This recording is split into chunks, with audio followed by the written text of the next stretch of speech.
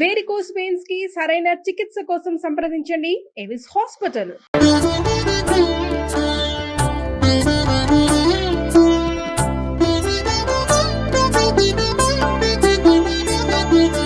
నమస్కారం. మాఘపురాణం 3వ భాగంలోకి వచ్చాం. శివపార్వతులిద్దరూ మాట్లాడుకుంటున్నట్టు సూతమహాముని చెప్తున్నారు. అయితే ఈయన పరమశివుడు ఏం చెప్తున్నారంటే అమ్మవారికి, మాఘమాస స్నాన ప్రభావం చేత పూర్వం ఒక బ్రాహ్మణుడి కూతురు పాప విముక్తయ్యి తన భర్తతోటి హరిసాన్నిధ్యాన్ని పొందిందట. అది ఎలా జరిగిందో చెప్తారు.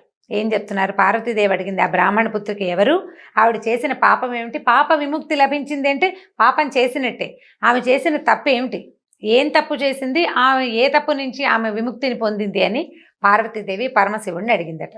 అడిగితే ఆయన చెప్తున్నారు, పరమేశ్వరుడు ఏం చెప్పంటే, పూర్వం సౌరాష్ట్ర దేశంలో బృందారకం అనే గ్రామంలో సుదేవుడు అనే బ్రాహ్మడు ఉండేవాడు.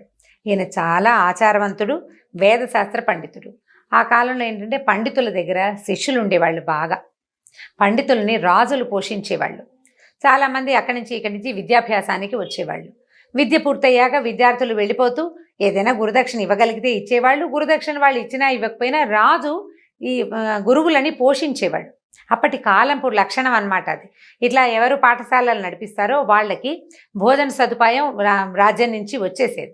లేదా విద్యార్థులు ప్రాంతాల్లో, చుట్టుపక్కల ప్రాంతాల్లో భిక్షాటనకి వెళ్ళేవారు. విద్యార్థుల్ని పోషించే పనేం లేదు, విద్యార్థులు భిక్షాటన చేయటం చాలా సహజమైన విషయంగా ఉండేది. మహాభారతంలో చాలా కథలు అవి కనిపిస్తాయి. ఈసారి ఎప్పుడైనా మహాభారత కథలు చెప్పినట్టు వాటి గురించి వివరంగా చెప్పుకుందాం మనం. అయితే ఏమైంది, ఈయనకి సర్వాంగ సుందరి అయిన ఒక కూతురు ఉండేదట ఈ సుదేవుడికి. అమ్మాయి చాలా అందంగా ఉండేదట, పొడవైన జడ, చక్కటి ముఖము, చక్కటి కనుముక్కు తీరుతో మనోహరంగా ఉండేది. ఇంత అందమైన పిల్లని ఎవరికిచ్చి వివాహం చేద్దామా అని చూస్తుండేవాడు. సాధారణంగా పిల్ల అందంగా ఉందంటే అబ్బాయి కూడా తెల్లగానో పొడుగ్గానో ఏదో అందంగా ఉండాలని భావిస్తారు కదా. సాధారణమైన వాడు కాకుండా ప్రత్యేకంగా సౌందర్యవంతుడైన అల్లుడు కోసం ఆయన ప్రయత్నం చేస్తూ ఉండేటువంటి. అయితే ఒకరోజు ఏమైంది, సుమిత్రుడు అనే శిష్యుడు సమిధలు, దర్భలు మొదలైన వాటి కోసం గురువు పంపగా వెళ్ళేవాడు. అంటే ఏం చేసేవాళ్ళు, సమిధలు కావాలి దేనికి, వీళ్ళు హోమం చేయటానికి, దర్భలు కావాలి, ఇవన్నీ అవసరాలన్నమాట. లోపల రోజు 3 పూట్ల హోమం చేసే విధానం ఉండేది. వాటి కోసం బోళ్ళని కట్టెలు కర్రలు కావాలి. సాయంకాలం అయ్యేసరికల్లా దీపాలు ఉండేవి కాదు, అది ఆ నెగ్గడు వెలిగించుకోవటం కోసం దానికోసం కట్టెలు కావాలి. వీటన్నిటికీ పనంతా ఎవరు చేసేవాళ్ళు, హోమంలోకి దర్భలు, హోమ అవసరాలకి దర్భలు, పూజా విధానంలోకి దర్భలు, కూర్చోవటానికి అంటే ఆసనాల కోసం దర్భలు, మునులు ఋషులు వాళ్ళంతా కట్టుకోవటానికి నారబట్టలకి నార తీసుకురావటం, ఆ నారని సన్న దారాలుగా పేనటం, వాటితో వస్త్రాలు చేయటం, అవన్నీ కూడా విద్యార్థులే చేసేవాళ్ళు. ఆ పనులన్నీ విద్యార్థులవే, స్టూడెంట్స్దే ఆ పని. అయితే ఈ కుర్రాడు ఒకడు సుమిత్రుడు అనేవాడు సమిధలు దర్భలు తెమ్మని గురువుగారు పంపిస్తే వెళ్ళాడు. వెళ్ళేసరికల్లా ఒక చిన్న బాల్ పట్టుకుని ఎగరేసి ఆడుకుంటోందట. ఎవరు, గురుపుత్రిక ఉంది కదా అమ్మాయి, అందంగా ఉంటుందని చెప్పుకున్నాము, ఆ అమ్మాయి కూడా అతనితో పాటు వెనకాల వెళ్ళింది. వెళ్ళేసరికల్లా ఏమైంది, సుమిత్రుడు చాలా దూరం నడిచి నడిచి నడిచి ఎక్కడికో వెళ్ళాడు. ఆ అరణ్యంలో ఒక జలాశయాన్ని చూశాడు. ఆ చెరువు గట్టును ఎత్తైన చెట్లున్నాయి, నీరు మనోహరంగా నిర్మలంగా ఉందిట. పద్మాలు, వాటి మీద ఆ వాలుతున్నటువంటి తుమ్మెదల రొద, అనేక రంగుల్లో ఉన్నటువంటి కలువ పువ్వులు, తర్వాత సంచారం చేస్తున్నటువంటి లోపల చేపలు అవి కదులుతుంటాయి కదా, చిన్న చిన్న మోతలు అవుతాయి, ఎగురినప్పుడల్లా బుడుంగు అని శబ్దం వస్తుంటుంది. వాటితోటి సరస్సు మనోహరంగా ఉందట, ప్రశాంతంగా మనోహరంగా ఉంది. కోకిలలు గుంపులు కట్టి మధురధ్వనులు చేస్తున్నాయి. చిలుకలు గోరువంకలు నేర్చుకున్న మాటలు నీకు పలుకుతున్నాయి, ఏవో చిన్నపన్న మాటలు. ఎత్తైన చెట్లతోటి కప్పబడిన ఆ ప్రదేశము ఒక ఏకాంత మందిరంలాగా ఉంది. అక్కడికి ఎవరు వెళ్ళారు, సుమిత్రుడు అనే కుర్రవాడు, అతనితో పాటు గురుపుత్రిక అయిన సౌందర్యవతైన అమ్మాయి కూడా వెళ్ళింది. ఈ గురుపుత్రిక ఏం చేసింది, ఆ చెరువులో ఉన్న నీళ్లు దాగి ఆ వృక్షాలకున్న పళ్ళేవో 2 కోసుకుని తిన్నది. తిని అక్కడ కూర్చున్న తర్వాత ఏమనిపించింది అమ్మాయికి, ఇక్కడ ఎవ్వరు లేరు, మనం ఇద్దరమే ఉన్నామని ఆ సుమిత్రుడిని అడిగింది. నేనంటే నీకు ఇష్టమైన అడిగేసరికల్లా, మనుష్య సంచారం లేదు, ఇక్కడ ఏకాంతంగా ఉంది, మన ఇద్దరం ఇక్కడ ఏం చేసినా ఎవరికీ తెలియదని అడిగిందట. అడిగేసరికల్లా, నువ్వు నాకు నచ్చావు, నేను కూడా నీకు నచ్చితే మన ఇద్దరం ఇక్కడ హాయిగా ఎంజాయ్ చేద్దామని అడుగుతోందనమాట అమ్మాయి. అంటే ఇప్పుడు ఏకాంతంగా ఎక్కడికైనా వెళ్తే ఇలాంటి ఆలోచనలు వచ్చే అవకాశం ఉంది. ఏ కాలమైనా ఈ పోయే కాలం వస్తూనే ఉంటుంది. అయితే ఏమైంది, ఇక బలవంత పెట్టడం మొదలుపెట్టింది ఆ అబ్బాయిని.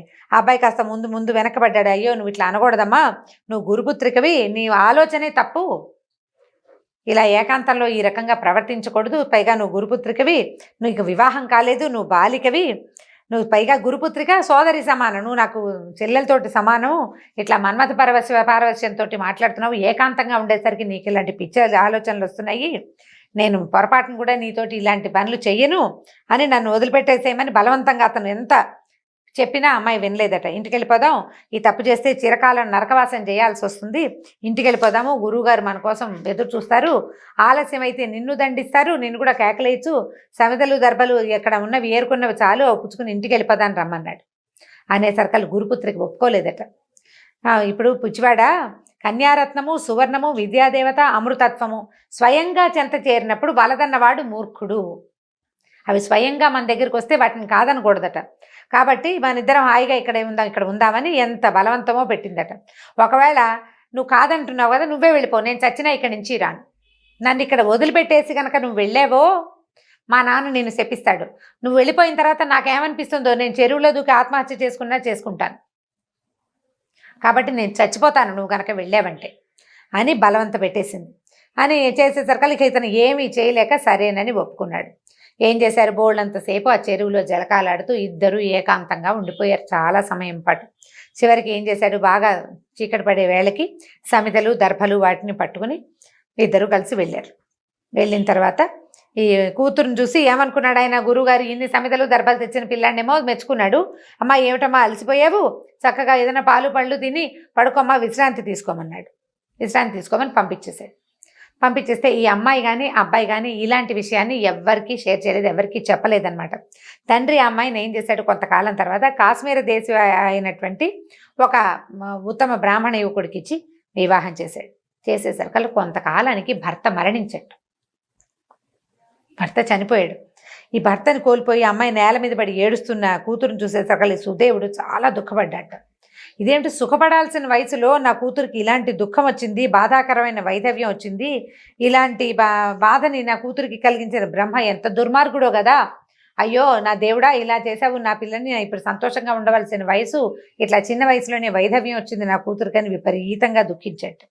అప్పుడు ఏమైందట, దుఃఖిస్తూ ఉంటే దృఢవ్రతుడు అనే యోగి ఆ ప్రాంతంలో వెళ్తూ ఈ ఎలుగెత్తి పెద్ద గొంతుతో ఏడుస్తున్న మునిని, సువ్రతుణ్ణి, ఆయన భార్యని, సుదేవుణ్ణి ఆయన భార్యని ఇద్దరిని చూసి అక్కడికి వచ్చాడు ఈ దృఢవ్రతుడు. వచ్చి, నాయన ఎందుకు ఏడుస్తున్నావు, ఏమిటి నీ దుఃఖం ఏమిటో చెప్పు, నీ దుఃఖాన్ని నేను పోగొడతాను, ఎందుకు దుఃఖిస్తున్నావో చెప్పమన్నాడు.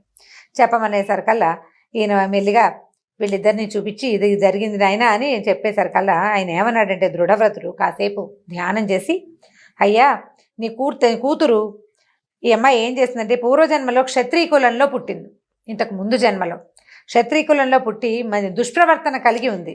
సౌందర్యవతి యవనవతి అయినటువంటి ఈమె తను ఏం చేసింది, తన స్నేహితుల మాట విని, అంటే పరపురుషుల మాటలతోటి విని భర్తని సంహరించింది, ఆ భర్తని వధించింది. కానీ ఈ చంపేసింది ఎట్లా చంపింది, వాళ్ళందరినీ, అమ్మాయికి ఏవో ఫ్రెండ్స్ ఉన్నారు వాళ్ళందరినీ పిలుచుకొచ్చింది, వాళ్ళు అతన్ని కొట్టి చంపేసేసరికల్లా రక్తం కిందంతా పడేసరికి దాన్ని తట్టుకోలేకపోయిందట, భయం వేసింది.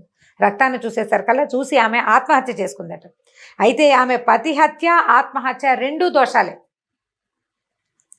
భర్తను చంపేసింది, చంపిన తర్వాత తను ఏదో బతికుంటే కనీసం ఆ కష్టాన్ని పడి ఉంటే ఒక రకంగా ఉండేది. ఆత్మహత్య మహాపాతకం, ఆ పాతకాన్ని కూడా ఆమె చేసింది. అందువల్ల ఈమె జన్మ ఈ జన్మలో ఇలాంటి కష్టం వచ్చింది. అయితే ఇప్పుడు కింద జన్మలో అంత పాపం చేస్తే ఇలా మునికుమార్తెగా ఎందుకు పుట్టిందని నువ్వు అనుకుంటావేమో. ఈమె ఏం చేసింది, పవిత్రమైన వంశంలో ఎట్లా పుట్టింది, చెడ్డ వంశంలో పుట్టుండొచ్చు కదా అని నువ్వు అడుగుతావు. ఈమె ఏం చేసేదంటే పూర్వజన్మలో మాఘమాసంలో సరస్వతీ నదీ తీరంలో గౌరీ వ్రతాన్ని ఆచరించే వాళ్లతో కలిసి తను కూడా ఇసుకతో చేసిన గౌరీదేవిని పూజించి వ్రతాన్ని అక్కడ చేసుకుంది పూజ వాళ్ళతో పాటు. ఆ పుణ్యం వల్ల ఈమె పవిత్రమైన నీ వంశంలో జన్మించింది నాయన. ఈ జన్మలో కూడా ఆ అమ్మాయి ఆ స్వైరిణిగా తిరిగే తన తత్వాన్ని మార్చుకోలే, ఆ లక్షణం ఆమెతో పాటు వచ్చేసింది. నీకు తెలియకుండానే ఈమె కన్యగా ఉండగానే నీ శిష్యులతోటి దుర్మార్గంగా ప్రవర్తించింది. ఈమె మంచి సన్మార్గ ప్రవర్తన లేదు. నువ్వు వివాహం చేసే నాటికి ఈమె కన్య కాదు, ఆమె కన్యాత్వాన్ని కోల్పోయింది. కాబట్టి ఆమె కర్మఫలాన్ని, ఆ దోషం వల్లే ఇలాంటి కర్మఫలాన్ని అనుభవించాల్సి వచ్చింది, కర్మఫలితం అనుభవించక తప్పదు కదా అన్నాడు. దాంతో ఆయన ఏడుస్తూ ఆయన చెవులు మూసుకున్నాడు. అయ్యో నా కూతురు ఇలాంటిదా నాకు అంటే ఇప్పుడు కిందటి జన్మలో ఉన్న వాటికి మనమేం బాధ్యత వహించలేం, మరి ఇప్పుడు చేసిన వాటికి బాధ్యత మనమే వహించాలి కదా. ఇప్పుడు మనకు తెలిసి చేసిన వాటికి ఇంత పని చేసింది నా కూతురని ఆ విషయం తెలిసేసరికి తండ్రికి ఎంత దుఃఖం కలుగుతుందండి. కూతురి దుశ్చరిత్ర తెలుసుకోవడం కంటే కష్టమైన సంగతి ఇంకోటి లేదు తండ్రికి. తన కూతురు బంగారు తల్లి అనుకుంటాడు ప్రతి తండ్రి. దాంతో ఆయన విపరీతంగా ఏడ్చేశాడు. అయ్యో కిందటి జన్మలో పతిహత్య ఆత్మహత్య చేసింది, ఈ జన్మలో ఏమో తనకి సోదరతుల్యుడైన నా శిష్యుడితోటి ఒక దుర్మార్గానికి తలపెట్టింది అని ఎంతో దుఃఖించాడు. అప్పుడు ఏం చేశాడు, దుఃఖం తీరిన తర్వాత ఆ యోగికి నమస్కరించి ఏమడిగంటే, తండ్రి నా కుమార్తె చేసిన పాపం ఎలా పోతుంది, ఆమె భర్త ఎలా బతికొస్తాడు, దయచేసి చెప్పమన్నాడు. అనేసరికల్లా అప్పుడు ఆ యోగి అన్నాడంటే, ఏమన్నాడు విద్వాంసుడా, నీ కుమార్తె చేసిన పాపం పోవటానికి ఆమె మాంగళ్యం నిల్చున్నట్లుగా చేయటానికి ఒక ఉపాయం ఉంది. ఏం చేయమన్నారు, మాఘమాసంన ప్రాతస్నానం చేసి నదీ తీరమున కానీ సరస్తీరమున కానీ ఇసుకతో గౌరీదేవిని చేసి షోడశోపచారాలతో పూజించవలను.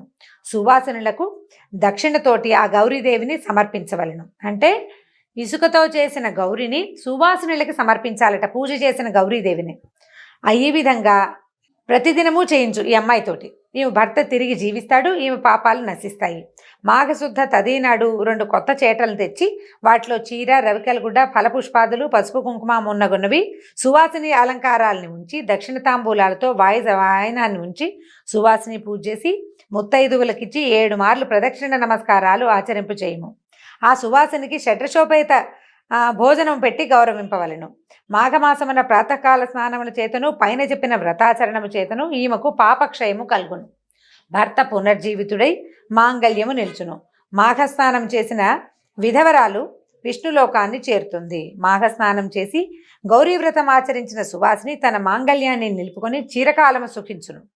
ఇంకా పిచ్చివారు మూర్ఖులు మాఘస్నానం చేసినచో వారెట్టివారైనను ప్రవాహం నొందంటే వారి అను ప్రవాహం నొంది చిరకాలము సుఖించి అంటే హరి అనుగ్రహాన్ని పొందుతారనమాట. ఎలాంటి వాళ్ళైనా పిచ్చివాళ్ళైనా కూడా వాళ్ళకు కూడా హరి అనుగ్రహం లభిస్తుంది, చిరకాలం భూమి మీద సుఖంగా ఉండి పుణ్యలోకాల్ని పొందుతారని చెప్పి యోగి వివరణగా చెప్పి తన దారిని తను వెళ్ళిపోయాడు. ఈ సుదేవుడు ఏం చేశాడంటే యోగి మాటలు నమ్మి తన కుమార్తెతోటి మాఘస్నానము గౌరీ పూజా విశిష్టమైన కాత్యాయని వ్రతాన్ని భక్తి శ్రద్ధలతో చేయించాడు. కాత్యాయని వ్రత మహిమ చేత సుదేవుని కుమార్తె పాపములు పోయి ఆమె భర్త పునర్జీవితుడాయను. ఆమె చిరకాలము తన భర్తతో సుఖించి తన తల్లిదండ్రులతో భర్తతోనూ కలిసి దేహాంతమున వైకుంఠము చేరును. కావున మాఘమున ప్రాతకాల స్నానము నదిలో గాని సరస్సున గాని కాలువలో గాని చేసి తీరమున శ్రీహరిని గాని గౌరిని గాని అర్చించిన వారు ఈ సుదేవుని పుత్రిక వంటి వారైనను ఇహమున సర్వసుఖములను పొంది పరమున వైకుంఠవాసులగుదురు సుమా అని శివుడు పార్వతీదేవికి మాఘస్నాన విశేషమును మహత్యమును వివరించెను. ఈ రకంగా ఈ శివపార్వతులిద్దరి సంవాదంలో ఈ సుదేవుడనే ఋషి కుమార్తె ఎలా తన భర్తతో కలిసి విష్ణులోకాన్ని పొందిందో చెప్పబడింది. దీంతో 3వ అధ్యాయం పూర్తయిందండి. రేపు మళ్ళీ 4వ అధ్యాయంతో కలుసుకుందాం. నమస్కారం.